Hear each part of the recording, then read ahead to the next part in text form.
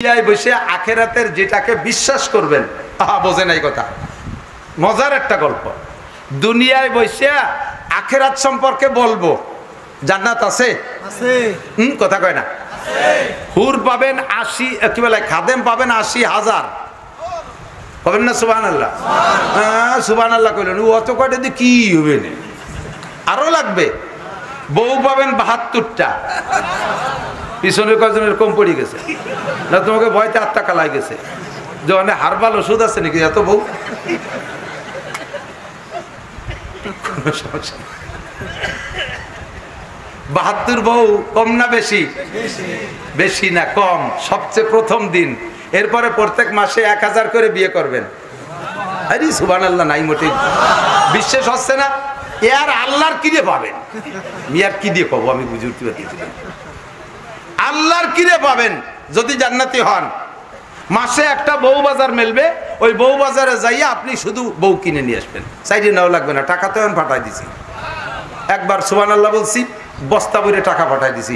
একবার আল্লাহ কইছি, 4000 টাকা পাঠাই দিছি। একবার লা ইলাহা ইল্লাল্লাহ কইছি, 4000 টাকা পাঠাই দিছি। একবার কুরআন সূরা পড়ছি, 10 পারা কোরআন শরীফের টাকা পাঠাই দিছি। টাকা সব এখন পাঠাই দিচ্ছি, ওই পাশে সব মাল রেডি হয়ে যাচ্ছে। সুবহানাল্লাহ, রেডি আছেন তো ইনশাআল্লাহ? তো আখিরাতের যেই জিনিসটা এখন এদিক বলবো, ওইটা যদি বিশ্বাস করেন হুবহু পাবেন। আর ওইটা যদি এখন বিশ্বাস না করে দেখি তো যাইয়ে দেই আছে না না আছে, থাকলি পরে দেখবানি, তাহলে ভাবেন না।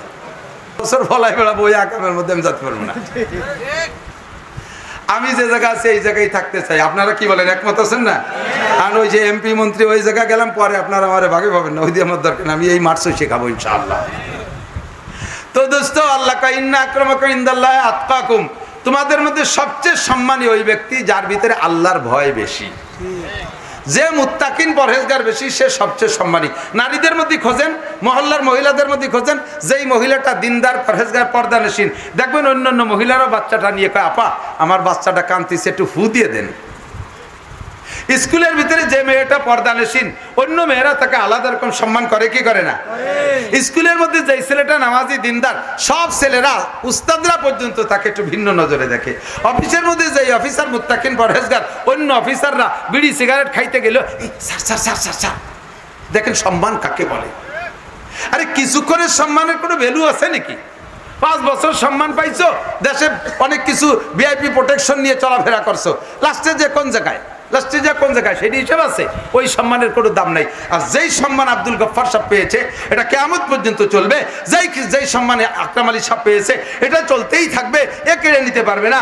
ইসমাত আলী কাসেমি পাইছে, এ সম্মান চলতেই থাকবে। সরমুনার পিসা পাইছে তাকওয়ার বদৌলতে, আহমদ শফি সাহেব পাইছে তাকওয়ার বদৌলতে, নবী রাসূলরা পাইছে তাকওয়ার বদৌলতে। এই সম্মানটা আপনিও অর্জন করেন। আপনিও যদি মুত্তাকিন হন, আল্লাহর কাছে, দুনিয়ার কাছে, মানুষের কাছে সম্মানী হতে পারবেন। তো আমরা আল্লাহকে ভয় করবো তো ভাই? আল্লাহর ভয় আছে। যেই লোকটার ভিতরে আল্লাহর ভয় আছে, আজকে আমি একটু ট্রাই করব, আমি মুনাজাত করার আগে আশা করি ওই লোকটা উঠবে না। একান্ত প্রয়োজন তো বলেই নিছি, পেশাব পায়খানার প্রস্রাব সমস্যা আসলে 1 আঙ্গুল 2 আঙ্গুল দেখাবেন। মিথ্যে কথা কয়ে 2 আঙ্গুল দেখাবেন, ডায়রি হতে পারে। আল্লাহ মাফ করুক, বলে না আমি। মিথ্যে কথা কয়ে 1 আঙ্গুল দেয় চলে যাবেন ফাঁকি দিয়ে, ডায়াবেটিস হতে পারে। আল্লাহ হেফাজত করুক, আমিন। অন্য দিক যাবো না, আর কথা বলবো না। যে কোনো সময় বৃষ্টি বাদল এসে বসতে পারে, মেঘে বেশকি মারতেছে। যুবকরা যারা মাদ্রাসার পক্ষে, মসজিদের পক্ষে, মুরব্বীরা, একজন মানুষও নড়বেন না। আমি কালেকশন পারি না, মোটা কালেকশন দিয়ে ফেলাইছেন। আমি শুধু একটা কথা বলতে চাই, হ্যাঁ দিক তাকান। وقال تعالى إن أكرمكم عند الله أتقاكم وقال تعالى إنما يعمر مساجد الله من آمن بالله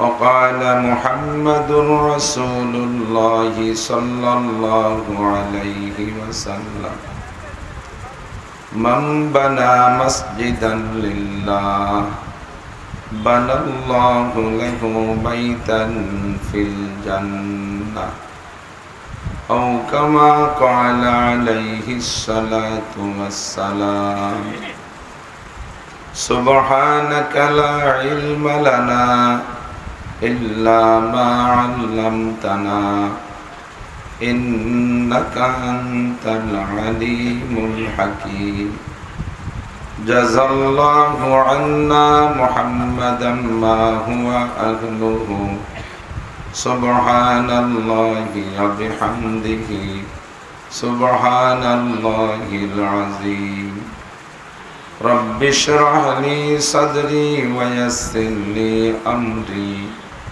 واحلل عقدة من لساني يفقه قولي رب زدني علما اللهم أرنا الحق حقا وارزقنا اتباعه وأرنا الباطل باطلا وارزقنا اجتنابه সকলে বলি আমিন আমিন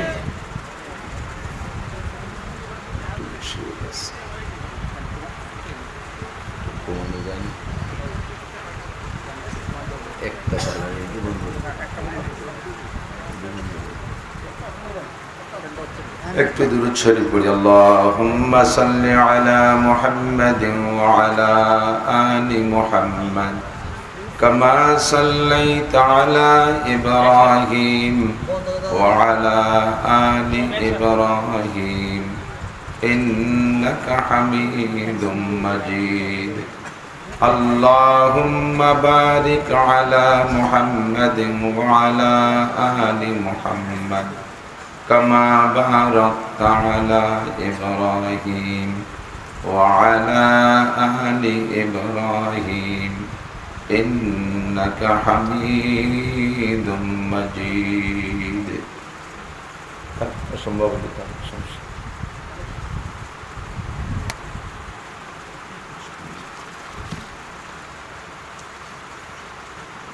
ঐতিহ্যবাহী কুজুরদিয়া দারুল উলুম ইনস্টিটিউট এর পক্ষ থেকে আয়োজিত বার্ষিক ওয়াজ মাহফিল অধ্যকার মাহফিলের সম্মানিত সভাপতি এতক্ষণ পর্যন্ত বয়ান করেছেন আহলে হক উলামায়ে কেরাম মাদ্রাসার সুযোগ্য সুদক্ষ মুহতামিম সাহেব হুজুর আসাতিজায়ে কেরাম এই অঞ্চলের অনেক অনেক উলামায়ে কেরাম আইম্মায়ে মাসাজিদ মাদ্রাসার আজিজাম তুলাবা প্রাণপ্রিয় দেশবাসী পর্দার আড়ালে বসে থাকা মা ও বোনেরা অত্যন্ত দামি মাস চলছে রবিউল আউয়াল মাস যে মাসে বিশ্বনবী মুহাম্মদুর রাসূলুল্লাহ সাল্লাল্লাহু আলাইহি ওয়াসাল্লাম দুনিয়ায় এসেছিলেন নবী আলাইহিস সালাতু ওয়াস সালামের আগমনে গোটা দুনিয়া ধন্য হয়েছিল সারা দুনিয়ার সমস্ত ফেরেশতা মণ্ডলী পর্যন্ত আনন্দিত ছিলেন আবার 63 বছর হায়াত শেষ করে এই মাসেই নবী আলাইহিস সালাতু ওয়াস সালাম বিদায় নিয়েছিলেন নবী পাকের আগমনে আমরা সকলেই সন্তুষ্ট তার চেয়ে বেশি আমরা শোকাক্রান্ত হুজুর আলাইহিস সালাতু ওয়াস সালামের ইন্তেকালের কারণে একই মাসে নবীর জন্ম একই মাসে নবীর ইন্তেকাল কাজেই আনন্দ ও শোক দুইটাই একই মাসে আনন্দ ও শোক বিজড়িত মাস রবিউল আউয়াল মাসের বিশেষ মুহূর্তে বর্তমান বাংলাদেশ বর্ষা বাদলের সিজন এ সময় বৃষ্টি হওয়াটাই নিয়ম বৃষ্টি না হওয়া নিয়ম কৃষকের ক্ষেতে প্রচুর পানির প্রয়োজন থাকে তো আল্লাহ পাক রব্বুল আলামিন আমাদের মাহফিল উপলক্ষে কিছুক্ষণ সুযোগ দিয়েছে আকাশে মেঘ আছে যে কোনো সময় আসতে পারে আবহাওয়ার পূর্বাভাসে রাত 11টার পরে বৃষ্টির একটা পূর্বাভাস দিয়েছে সত্য হতে পারে মিথ্যাও হতে পারে যতটুক সময় দিয়েছে এই সময়টাকে আমরা কাজে লাগাবো এই উদ্দেশ্যে আল্লাহ তাআলা এই অঞ্চলের হাজারো লাখো মানুষের মধ্য থেকে বাছাই ছাঁটাই করে আমাদেরকেই মনোনীত করেছেন পছন্দ করে রেখে নিয়ে এসেছেন শুকর আদায় করি আলহামদুলিল্লাহ কতক্ষণ সময় সুযোগ পাবো তা জানি না এমনিতে হায়াতের কোনো ওয়ারেন্টি গ্যারান্টি নাই কুল্লু নাফসিন যায়িকাতুল মাউত, প্রত্যেকটা প্রাণী মরণশীল। আমি আপনি মানুষ, অন্য সকলেই আল্লাহকে বিশ্বাস করে, অন্য সব প্রাণী মখলুক আল্লাহর সমস্ত বিধিবিধান মেনে চলে, যদিও তাদের জন্য পরকাল নেই। তাদের স্বীকার ও অস্বীকারের কিছু আসে যায় না, কিন্তু আমি আপনি স্বীকার করলে লাভ, অস্বীকার করলে লস, এটা আমরা সকলেই জানি। জানা সত্ত্বেও আমরা অনেক কিছু অস্বীকার করি, অন্তরে বোঝে না, অস্বীকার করি তার হাজারো প্রমাণ। একজন আমাকে বলতেছে, ভাই, আর রেস্তায় ভাই হয়, ভাই আল্লাহর প্রতি গভীর বিশ্বাস আছে, এত বিশ্বাস নিয়ে চলি, আমার মনে হয় তোমার চেয়ে আমার ঈমান বেশি, কিন্তু ফজরের নামাজ পড়তে পারি না, যে ফজরে উঠতে পারি না। তো যদি গভীর বিশ্বাস আল্লাহর প্রতি থাকে আর আখিরাতের প্রতি থাকে, জাহান্নামকে যদি অ্যাকুরেট বিশ্বাস অন্তরে থাকে, জাহান্নামের যে বিবরণ বর্ণনা উলামায়ে কেরামের কাছ থেকে আমরা শুনে থাকি, তা যদি সত্যিই বিশ্বাস করে থাকি, তাহলে কোনো অবস্থাতেই আমার ফজরের নামাজ ছুটতে পারে না। সত্য না মিথ্যা? সত্য। যাই জিজ্ঞাসা করবো যে আপনি এটা বিশ্বাস করেন, ওটা বিশ্বাস করেন, আপাতত মুখে বলবেন সকলে, যেহেতু বিশ্বাসের মজলিস। আল্লাহ আছে না নাই? আছে। আখিরাত আছে, কিয়ামত হবে, পুলসিরাত আছে, পার হওয়া ছাড়া উপায় নাই। জান্নাত পুলসিরাতের উপারই পার না, কিন্তু যে পার হতে পারলাম না, যোগ্য যারা পাচ্ছে তারা যাক, আমরা এবার থাকি, এমন কোনো সুযোগ নাই। পুলসিরাত পার হতেই হবে যদি জান্নাতে যেতে হয়। তাহলে আল্লাহ আছে, আখিরাত আছে, কিয়ামত আছে, পুলসিরাত আছে, জাহান্নাম তো নাই? আছে। কথা কয় না? আছে। জান্নাত আছে, হিসাব নিকাশ আছে, হবে হবে, এসব কথাগুলো স্বীকার করি, কিন্তু বাস্তবে গেলে এর কোনোটা আমরা দেখি না। তো আল্লাহ বলেন, তুমি এ সব অস্বীকার করো, এমনকি অবশেষে আমি আল্লাহ নাই এটাও তুমি বললে বলতে পারো। যেমন লক্ষ কোটি মানুষে বলতেছে আল্লাহ নাই, এরকম বলনেওয়ালাও আছে না নাই? যাদেরকে বলে নাস্তিক। তো তুমি আখিরাত, পরকাল সব অস্বীকার করলে করতে পারো, আসমান নাই, চন্দ্র নাই, সূর্য নাই, দেখেও তুমি অস্বীকার করতে পারো, কিন্তু একটা জিনিস অস্বীকার করতে পারবা না, তোমার মরণ হবে না। এই কথা কি বলতে পারবা? সকলেই স্বীকার করব, বিশ্বাস করব, মরিতেই হইবে। কুল্লু নাফসিন, এনি ম্যান, এভরিবডি, কুল, কেউ বাকি থাকবে না। যত লম্বা হায়াত পান না কেন, অবশেষে মরতেই হবে হবে হবে হবে। মুসা নবী আলাইহিস সালাতু ওয়াস সালামের একটা আজীব ঘটনা হাদিসের মধ্যে আসছে। মুসা আলাইহিস সালাতু ওয়াস সালাম যত নবী রাসূলই চলে গেছে, বিশেষ করে আদম আলাইহিস সালাতু ওয়াস সালাম থেকে নিয়ে ইদ্রিস আলাইহিস সালাম পর্যন্ত খুব একটা ঝামেলা ছিল না, তখন কাফের ছিল না।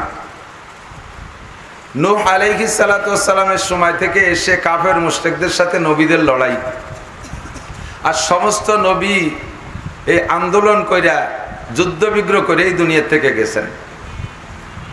তো মুসা নবী আলাইহিস সালাতু ওয়াস সালাম আর ইব্রাহিম আলাইহিস সালাম, এই দুইজন আন্তর্জাতিক খ্যাতি সম্পন্ন দুই ধামলার সাথে লড়াই করছেন। ইব্রাহিম আলাইহিস সালামের লড়াই নমরুদের সাথে, যে সারা পৃথিবীর রাজা, আর মুসা আলাইহিস সালামের লড়াই মিস্টার ফিরাউনের সাথে। কার সাথে? আরে খালি ফিরাউন কাই, মিস্টার ফিরাউন না, হযরত মাওলানা ফিরাউন, পীরে কামেল ফিরাউন, মিস্টার ফিরাউন। এই মিস্টারদের সাথে লড়াই করে করে ওনাদের জিন্দেগি কাটছে। প্রত্যেক নবীর কাফেরদের সাথে যে যুদ্ধ বিগ্রহ গ্যাঞ্জাম, তার লম্বা ইতিহাস কম বেশ শুনে থাকেন। তো কোরআন শরীফের ভিতরে সবচাইতে বেশি আলোচনা হয়েছে মুসা আলাইহিস সালাম আর ফিরাউনের গল্প, সবচেয়ে বেশি। আমার মনে হয় ভাগ করলে অর্ধেক কোরআন শরীফ পড়ে যাবে ওই দিকে, আয়াত গুনে বের করতে গেলে। তো মুসা আলাইহিস সালাতু ওয়াস সালাম তো শত্রুদের মধ্যে বসবাস করে। ইতিমধ্যে একদিন উনি বসা হায়াতের শেষ প্রান্তে এসে, তো সামনে এক ভদ্রলোক আসছে বড় ভদ্রতার সাথেই, কিন্তু সামনে বৈশাই আচানক উদ্ভট এক কথা, ইয়া মুসা জিতুকা লিআন আখুযা রূহাক, মুসা আমি তোমার জান নিতে আসছি। যে সময় চতুর্দিকে ওনার শত্রুতে ভরা, এই মুহূর্তে যদি কেউ সামনে আইসা যত পিসা বা সুকার পাগড়ি দুটে তিনটে মাথায় পরিয়ে এসে যদি কয় যে আমি তোমার জান নিতে আসছি, তাহলে এই লোকটা মুসা আলাইহিস সালামের দোস্ত না দুশমন? আর কথা কয় না, দুশমন। যে জান নিতে আসে ও কি দোস্ত হয়নি কি কোনোদিন? ও তো দুশমনই। তো মুসা আলাইহিস সালামের কাছে লোকটা পরিচয় দেয় না উনি কে, সেই বলছে জিতুকা লিয়ানাখুযা রূহাক, আমি তোমার জান নিতে আসছি। তো মুসা আলাইহিস সালাতু ওয়াস সালাম মিজাজি মানুষ, নবীদের ভিতরে সবচেয়ে মিজাজি মুসা আলাইহিস সালাম। ফিরাউনের বাবরসি বনি ইসরাইলের একজনের সাথে গ্যাঞ্জাম বাঁধাইছে, সে লোক যায় মুসা আলাইহিস সালামের কাছে মামলা দেশে, ওই কাছাকাছি ছিল। মুসা আলাইহিস সালাম যাইয়েই ফিরাউনের বাবরসির একটা থাপ্পড় মারছে, নবীওয়ালা জালালি থাপ্পড়, একে থাপ্পড়ে শেষ। এই মার্ডার কেসে রয়ে গেলেন মুসা আলাইহিস সালাম। তো আজ ওই লোকটা যখন সামনে এসে বলছে আমি তোমার জান নিতে আসছি, মুসা আলাইহিস সালাতু ওয়াস সালাম আর ধৈর্য ধারণ করতে না পেরে ফাজরাবা আলা আইনিহি, বক্সিল লাগাই দিয়েছে চোখ জড়াইয়া, ঘুষিয়েরটা মারি দিয়েছে চোখে, চোখেরটা নষ্টই হয়ে গেছে। বুখারী শরীফের হাদিস খুঁজলে আপনারা পাবেন। চোখেরটা কানা হয়ে গেছে, নষ্ট হয়ে গেছে। লোকটা আর কথা না বাড়াইয়া চোখ সাইপে ধরে চলে গেছে। কোথায় গেছে? ফিরাউনের কাছে, আল্লাহর কাছে চলে গেছে। তো আল্লাহ পাক, আল্লাহ তো দেখতেছেন সবই। তারপর আল্লাহ জিজ্ঞেস করে ফামা বালুকা ইয়া মালাকাল মাউত, আজরাইল তোমার কি খবর, চোখ চেপে ধরে আসছো? রব্বি জরাবানি মুসা, আল্লাহ তুমি এত মানুষের জান আমারে যে নিয়াইলিয়া, এইরকম মিজাজি মানুষটা আমি দেখিনি কোন। তোমার মুসা আমার চোখে বক্সিং দিতেছে। আল্লাহ পাক জিজ্ঞেস করলেন তুমি জিজ্ঞেস করো নাই যে কেন মারলো? আল্লাহ যদি জিজ্ঞেস করলে আর এক ঘুষি দেয় তাহলে সব দুইটাই চলে যাবে, আসবো কিভাবে? এক চোখের উপর দিয়ে সারিয়েছি। আল্লাহ এবার বলেন ইজহাব, যাও। সুম্মাস আল, যে জিজ্ঞেস করো লিমা জরাবাকা, তোমাকে ঘুষি দিল কেন, মারলো কেন, জিজ্ঞেস করো। তো ফেরেশতা তো আল্লাহর হুকুমের গোলাম, আমরা হুকুম করলে কেউ রেখে মানতেও পারে নাও পারে, কিন্তু ফেরেশতারা এতই ফরমাবরদার আনুগত্য আল্লাহ পাকের যে যে কোনো হুকুম তারা কোনো দ্বিধা দ্বন্দ্ব ছাড়া, কোনো প্রশ্ন ছাড়া, মতানৈক্য ছাড়া তারা সেটা পালন করার জন্য আপাদমস্তক প্রস্তুত। তো আজরাইল আলাইহিস সালাম বললেন আল্লাহ তুমি বললে তো যাওয়া লাগে, তবে লোকটা বড় মেজাজি, আবারও যাব। তা আল্লাহ বলেন তোমার সন্দেহ হচ্ছে, আগে তোমার চোখটা অপারেশন করে দিই। তা আল্লাহ তাআলা মুসা আজরাইল আলাইহিস সালামের চক্ষুকে সুস্থ করে দিলেন, কোন হাসপাতালে পাঠাইয়া না। ওয়া ইযা আরাদা শাইআন আন ইয়াকুলা লাহু কুন ফায়াকুন, যাহা কিছু করার ইচ্ছা করেন মালিক কোন শব্দ বললে হয়ে যায়। আল্লাহ বলেন কুন সাহিহান, আজরাইলের চোখ ভালো হয়ে যাও, সাথে সাথে সুস্থ হয়ে গেছে। কোন সুবহানাল্লাহ, এখন যাও। তা আজরাইল আলাইহিস সালাম বলতেছেন আল্লাহ আপনি বললে যাওয়া লাগে, তবে লোকটা বড় মেজাজি, একবার তো মার খেয়েই আসলাম। তো আমার একটা পরামর্শ, সব নবী রসুলদের সাথে জিবরিল আলাইহিস সালামের সম্পর্ক ভালো, ওনার সাথে কোনো নবীর গ্যাঞ্জাম নাই, কাজে উনাকে পাঠাইলে কেমন হয়? বলছো তুমি আমার কাছে যেতে আমি যাব, তবে উনারে পাঠাইলে কেমন হয়? উনার তো নবীদের সাথে সম্পর্ক ভালো। তা আল্লাহ পাক বলে আচ্ছা ঠিক আছে, তা জিবরাইলই যাক। জিবরাইল তুমি যাও, জিজ্ঞেস করো মুসাকে কেন আজরাইলকে মারলো। জিবরিল আলাইহিস সালাম আয়েশা বলতেছে ইয়া মুসা লিমা জরাবতা মালাকাল মাউত আজরাইল, তুমি আজরাইলকে মারলে কেন? মুসা আলাইহিস সালাতু ওয়াস সালাম তো নবী, আচমকা লজ্জা বোধ করতেছেন। বলেন কি, কই আজরাইলকে মারছি? কয় যে একটু আগে একটা লোকের চোখে ঘুষি মারলেন না? হ্যাঁ, ও তো দেরি করলে মেরেই ফেলতাম। তো উনি কে? উনি আজরাইল। জিব্বে কামড়ে বলেছে আস্তাগফিরুল্লাহ। তো উনি আজরাইল তো আমি চিনি না, উনি আইসে আমার তো চতুর্দিকে শত্রুতে ভরা, আর এভাবে সামনের পর এসে কয় তোমার জান নিতে আইসি, ওর তো খালি হাতে ছেড়ে দেওয়া যায় না, এই জন্য এক ঘুষি দিছি।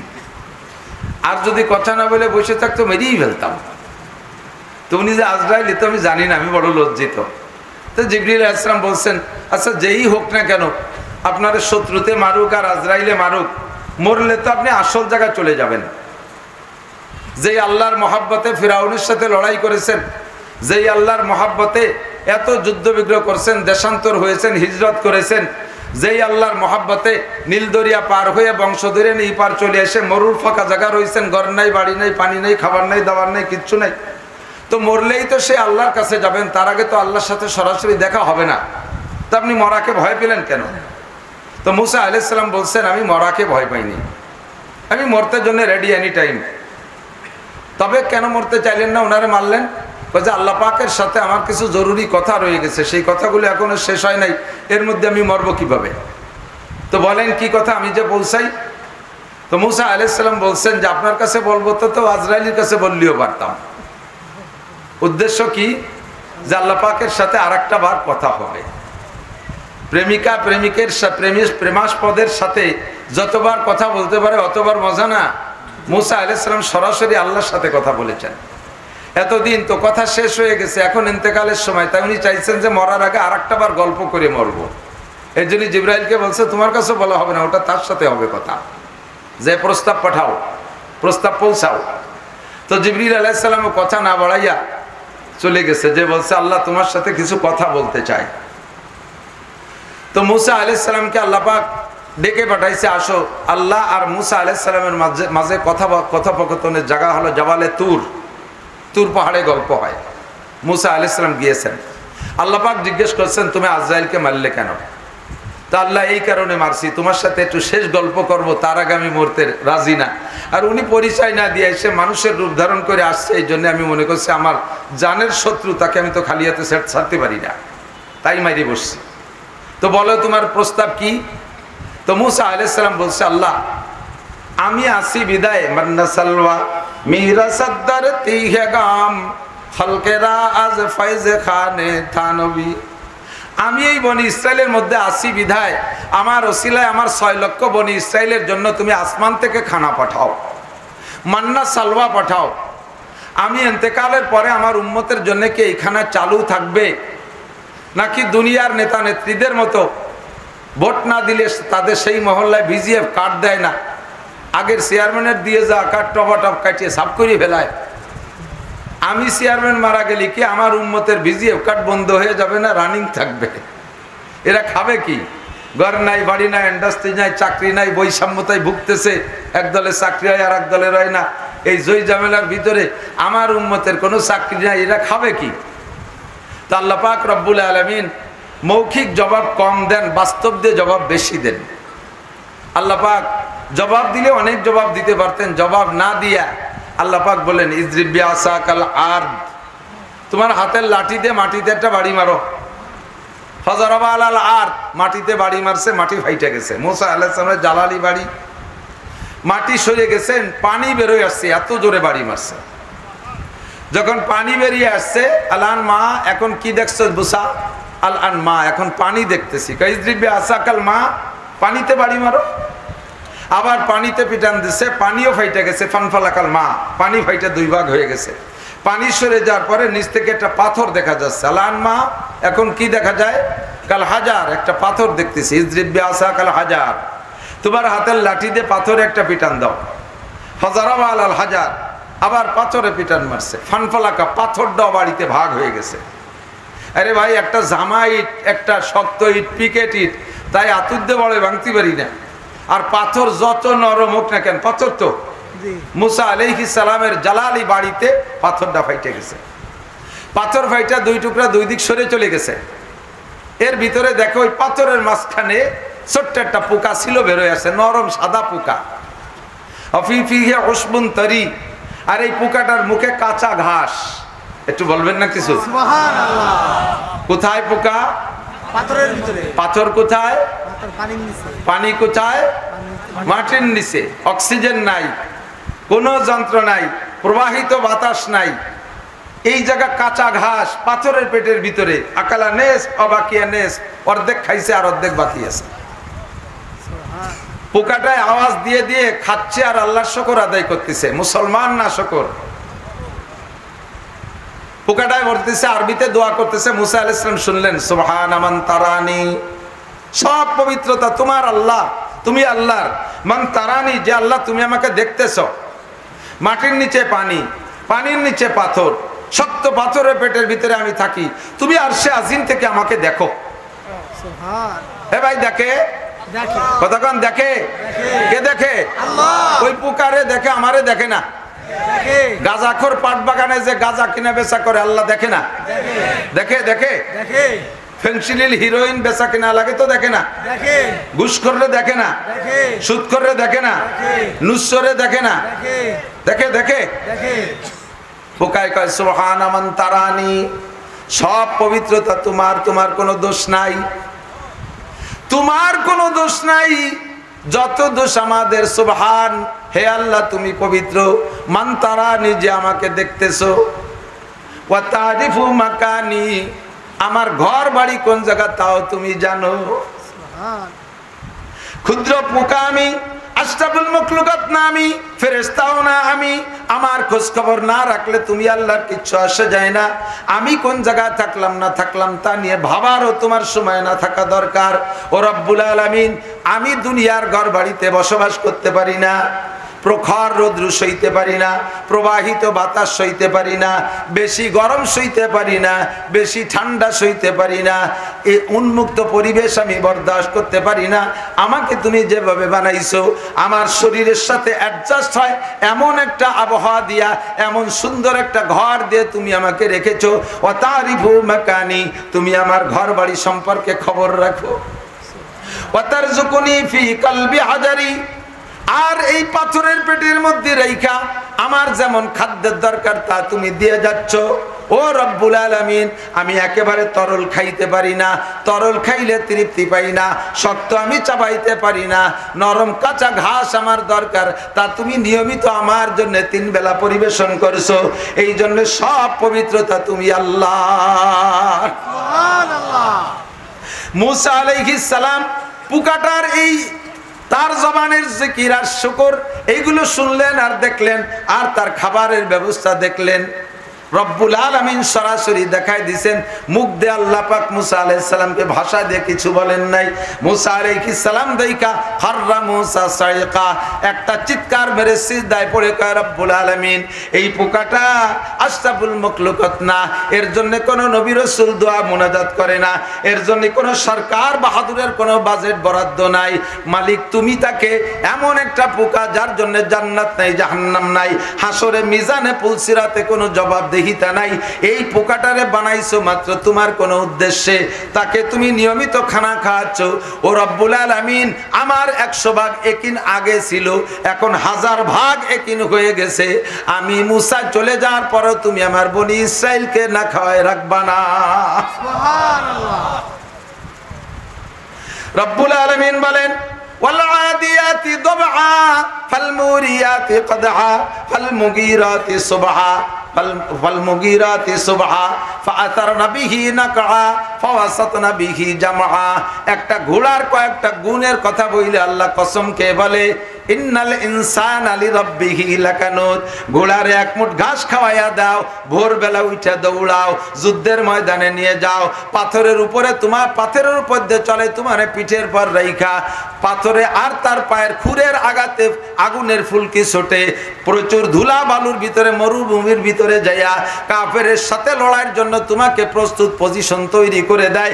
তার জীবনের মায়া সাইডা দিয়া তুমি সেই ঘোড়ার জন্য কি করেছো? মাত্র রাতের বেলা এক মুঠ খানা দিয়েছো, এক বালতি পানি পান করাইছো, তাতে তার জীবন বাজি রেখে তোমার শুকর আদায় করে।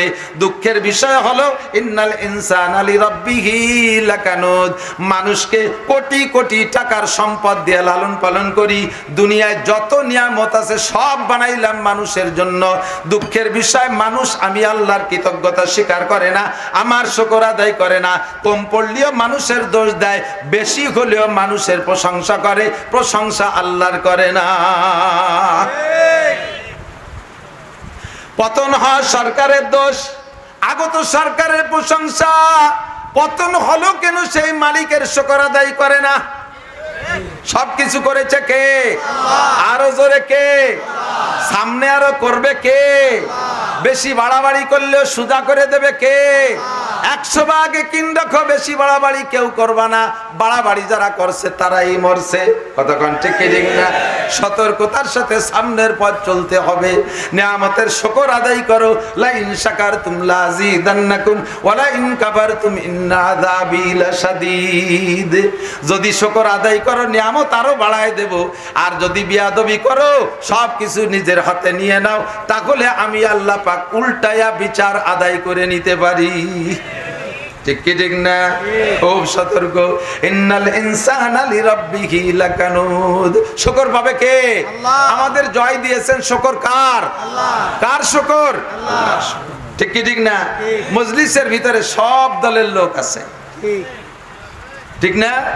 কায়দায় বেকায়দায় গা ঢাকা দিয়ে থাকলিও এর মধ্যে আমলিগ, বিএনপি, জামাত, জাতীয় পার্টি, আটরশি, চন্দ্রপাড়া, মানিকগঞ্জ, সুরেশ্বর, ভোজেশ্বর, ইনায়তপুর, হরিপুর, বাহাদুরপুর, মাদারীপুর, সব পুরে পুরোপুর সব দলের লোক আছে না নাই? কেউ কে শক্ত বলে তার মনে আঘাত না দিয়া যে যে অবস্থানে থাক আছে থাক, আমরা আল্লাহর ভয় অন্তরে তৈরি করি। কথা বলুন ঠিক ঠিক না? জিবরিল আলাইহিস সালাতু ওয়াস সালাম মুসা আলাইহিস সালামের কাছে আইসা এদিনের এই ঘটনার পরে মুসা আলাইহিস সালাম বলতেছে, আল্লাহ ঠিক আছে, আর আমার কোনো আবেগ আর আশা নেই, তুমি এনি টাইম জিবরাইলকে পাঠাই দিতে পারো। এই ঘটনা চলে যাওয়ার সাথে সাথেই জিবরাইলকে পাঠাই নেই, আজরাইলকে পাঠাই নেই। কিছুদিন পরে জিবরিল আলাইহিস সালাম সব নবী রাসূলদের ব্যাপারে এই সিদ্ধান্ত আল্লাহ শিরোধার্য। প্রত্যেক নবী রাসূলের জান নেওয়ার আগে আল্লাহ তাআলা জিবরাইল আলাইহিস সালামের মারফত নবীর কাছে প্রস্তাব পাঠায়, আতামুতুম তাহিয়া, আপনি কি আরো বেশ কিছুদিন দুনিয়ায় থাকতে চান, নাকি এখন মরার জন্য প্রস্তুত আছেন? সব নবী রাসূল কাছে প্রস্তাব আছে, আমাদের কাছে তো আসবে ইনশাআল্লাহ।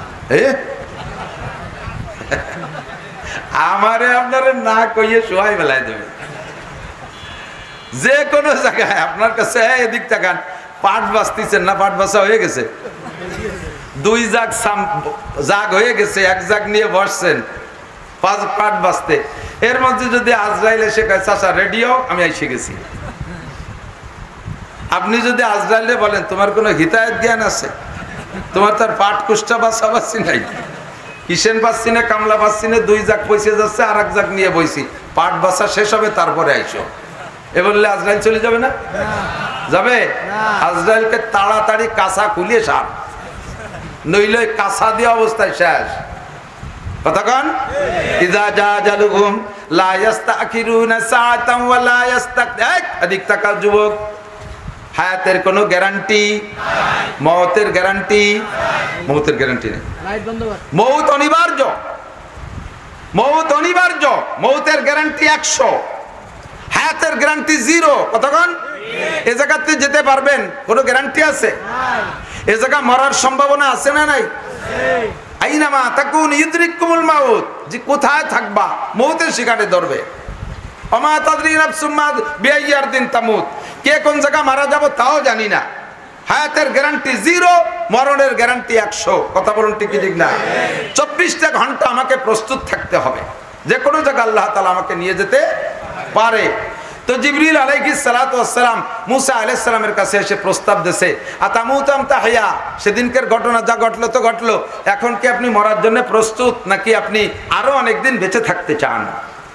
তো জিবরিল আলাইহিস সালাম জবাব দিলেন, আমি মরার জন্য প্রস্তুত, মরার জন্য প্রস্তুত। যদি বাঁচতে চাই আমাকে কতদিন বাঁচানো হবে সেটা আমি জানি না, সেটা শুনিয়ে আসতে হবে।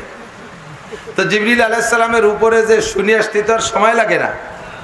নবী আলাইহিস সালাতু ওয়াস সালাম মদিনায় যাওয়ার পরে কথার ফাঁকে এসে গেল বলতে হয় আবার জায়গায় মতো চলে আসবো, একসাথে অনেকগুলো শিখে নিতে হয়। মদিনায় যাওয়ার পরে এক ইহুদি আইসা হুজুর আলাইহিস সালামকে সামনে বইসা, নবী যে নবী কি নবী না এটা পরীক্ষা করার জন্য আসছে। ইহুদিরা কিন্তু আগের থেকে আলেম, ইনজিলে তৌরাতের আলেম। তো আইসা বলতেছে, ইয়া মুহাম্মদ, আইয়ুল বুকাতে ফিদ দুনিয়া হাব্বু ইলাল্লাহ ওয়া আইয়ুল বুকাতে আবগাদু ইলাল্লাহ ফিদ দুনিয়া। মুহাম্মদ, তুমি মজার গল্প শুনছেন আমাদের কাছ থেকে, আবারও বলি এসে গেছে। বাহলুলের গল্প শুনছেন না? বাচ্চা হারুন আর রশিদ, বাচ্চা হারুন রশিদও বুজুর্গ বাচ্চা, মুসলিম দেশের বাচ্চা, ওই দেশের কেন্দ্রীয় জামে মসজিদ, রাষ্ট্রীয় মসজিদের ইমাম আর খতিব হওয়ার যোগ্য হতে হবে। যেমন আমাদের বাংলাদেশের জাতীয় মসজিদ কোনটা? বাইতুল মুকাররম, তাই না? এ জায়গায় ইমামকে নিয়ে কত জয় ঝামেলা চলতেছে না? কোনো ঝামেলা থাকবে না যদি শুধু ইনুস মিয়া জুমুর নামাজ পড়াই দেয়। আরে অধিকারও ওনার, উনি বলাবে, দায়িত্ব ওনার। উনি বলালি রুহুল আমিন সাহেবটা কেউ আমরা যাই দেবো না।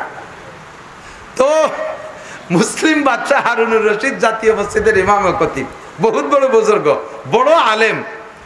তৎকালীন এক পাগলের নাম বাহলুল, বাহলুলও বড় আলেম, কিন্তু আল্লাহর পাগলে এর ধ্যান হয়ে গেছে। ভোরবেলা সকালবেলা ফজরের নামাজ পড়িয়া, ইশরাকের নামাজ পড়িয়া বাচ্চা হারুনুর রশিদ আর তার স্ত্রী জুবাইদা দুইজনে ওই বিকেল সকালবেলা একটু হাঁটতে বেরোইছেন। হাঁটতে হাঁটতে নদীর পাড়ে গেছে, চরের উপরে যেয়ে দেখে ওই বাহলুল পাগল বসা আঙ্গুল দিয়ে এরকম এরকম নাড়াচাড়া করতেছে।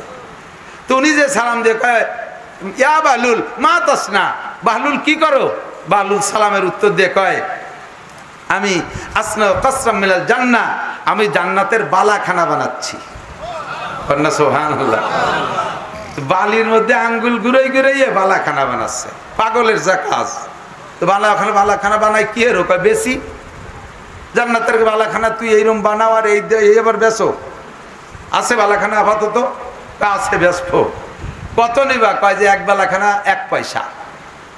বাচ্চা হারুনুর রশিদ মনে করছে ও পাগল মানুষ, ওর হয়তো একটা পয়সার দরকার নাকি, তাই তুই এমনি নিলি নে, 1 পয়সা বালাখানা বিক্রি। তুই বালাখানা চেনো? জান্নাতের বালাখানা লাবিনা তুমিন ফিদ্দা লাবিনা তুমিন জাহাব, একটা ইট স্বর্ণের একটা ইট রূপোয় দিয়ে বানানো, মেশকর জাফরানের গাঁথনি।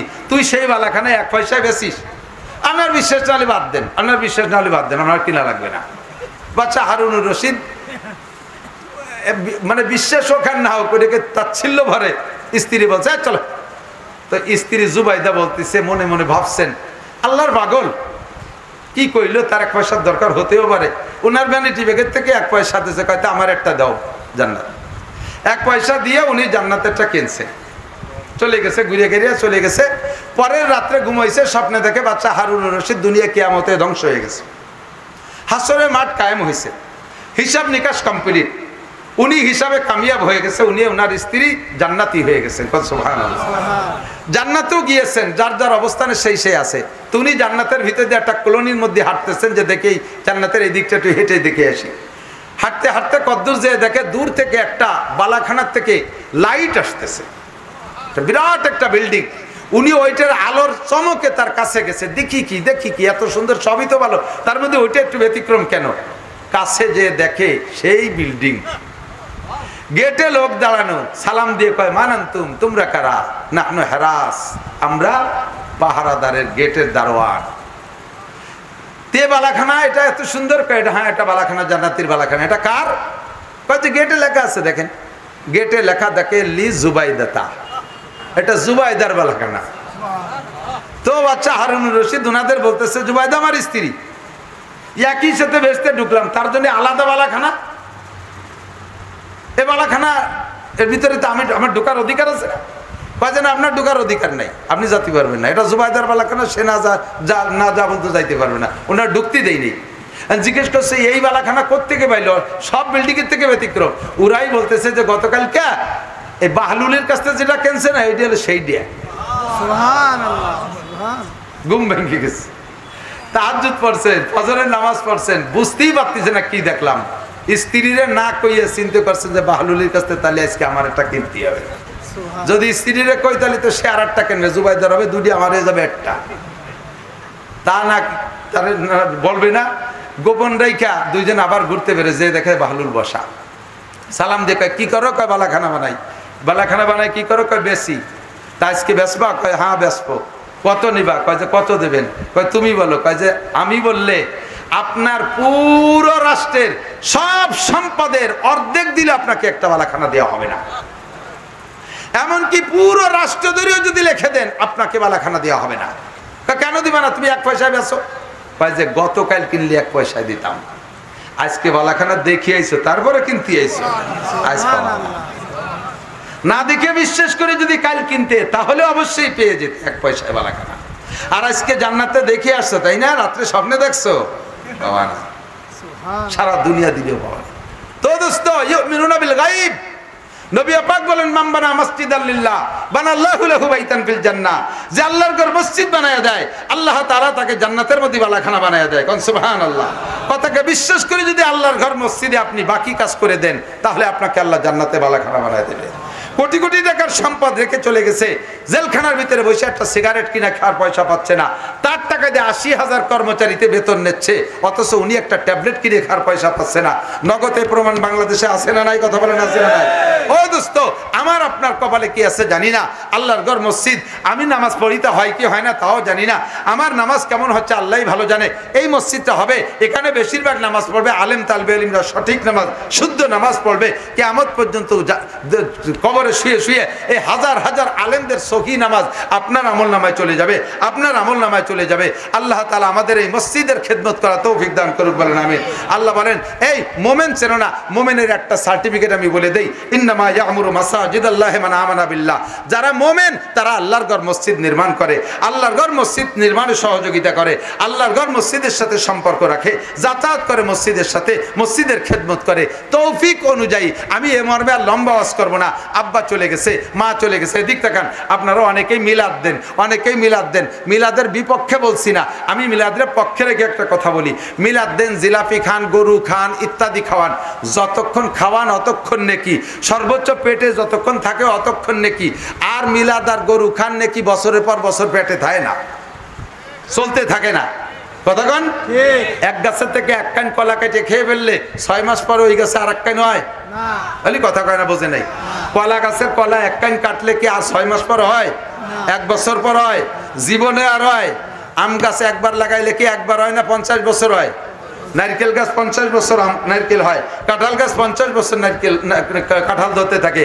কাজেই আমরা সব কয় ভাই হুজুর, আগেই বলছি আমার ছেলে মেয়েও হুজুর, আমরা ভাই বিরাদরও সব হুজুর, আমাদের মিলাদ দিতে হুজুর দেখা লাগে না। আর আমি তো প্রত্যেক দিন মিলাদের বিশাল বিশাল বাহিনী নিয়ে দৌড়দৌড়ি করতেই তালে থাকি। আমার 2টা মাদ্রাসায় প্রায় 1000 ছাত্র, আমার মিলাদের অভাব নাই। তারপরও আমি সিদ্ধান্ত নিয়েছি আমার আব্বা আমার রুহের মাগফিরাত এবং আমার পরকালের স্থায়ী সদকা হিসেবে আমার কিছু করতে হবে। আমার বাড়ির মসজিদে আমি যেটা সম্ভব 2টা মসজিদ আছে, একটা মাদ্রাসার মসজিদ, মহল্লার মসজিদ, তার ভিতরে যা পারছি দিছি। চলমান আমার মাদ্রাসার মসজিদে কাজ চলতেছে, সেখানেও নিয়ত আছে। কালেকশনের পরে যত লক্ষ টাকা বাকি থাকে ইনশাআল্লাহ আমিই করব ইনশাআল্লাহ। তা আপনার এই বাড়ির মসজিদ, মাদ্রাসার এই মসজিদ হবে কিয়ামতের ময়দানে। মসজিদটা আপনার জন্য ইমানদারির সাক্ষী দেবে, আপনার জান্নাতের ভিতরে বালাখানা বানাবে। মোহাব্বতের সাথে আগে যেটা দিয়েছেন মাদ্রাসায় দিয়েছেন, আল্লাহর ঘর মসজিদ নির্মাণ। ওরে দোস্ত, মাদ্রাসা রসুলের ঘর আর মসজিদ আল্লাহর ঘর। আল্লাহ কয় বান্দা আমার ঘর আমি করব না, আমার ঘর তুমি করে দিবা, তোমার ঘর আমি করে দেব। আমার ঘর তুমি করে দিবা, তোমার ঘর আমি করে দেব। আব্বা চলে গেছে কবরে, মা চলে গেছে কবরে, অথবা বুড়ো আব্বা মা সামনের পর আছে, এনি টাইম চলে যেতে পারে। যুবক কর্মঠ ছেলেরা আসো, যুবকরা আল্লাহর ঘর মসজিদের খেদমতের জন্য মোহাব্বতের সাথে কোনো এক বান্দা কি বলবেন, আগে যা দেশেন সেটা মাদ্রাসায়, আল্লাহর ঘর মসজিদের বাকি কাজটা হবে। একজন মানুষ নিজ যোগ্যতায় বলবেন আমি এত 1000 টাকা দেব, রডে ছাদে রড লাগবে, আমি 1 টন আধা টন রড দেব, 200 কেজি 500 কেজি রড দেব। প্রাণ খুলে দোয়া করবো আমিও মুসাফির, আল্লাহ তাআলা আপনাকে জান্নাতের মধ্যে বালাখানা দিক, ইব্রাহিম আলাইহিস সালামের সাথে জান্নাতি করে দিক। এইটা আপনার পরকালের সদকায় জারি হিসেবে আল্লাহ কবুল করে নিক। সবাই বলেন আমিন, একটু জোরে বলেন আমিন। থাকলে কোন আল্লাহর বান্দা বিত্তবান পয়সাওয়ালা থাকলে হতে পারে, এর ভিতরে এমনও মানুষ আছেন যাকে আল্লাহ তাআলা তৌফিক দিয়েছে একাই মসজিদের বাকি কাজটা করে দিতে পারেন, এরকম মানুষও থাকতে পারেন। একটু মহাব্বতের সাথে একজন মানুষ বলবেন আমি এই কয় টাকা দেবো, আমি এই কয় টাকা দেবো। যেহেতু বড় কালেকশন আগে দেওয়া হয়ে গেছে, হয়তো অনেকে দুর্বল আছেন। কত? 1000। কি নাম? এনায়েত হোসেন 1000। কত? 500। কি নাম? আহমদ ভাই 500। বিলাল।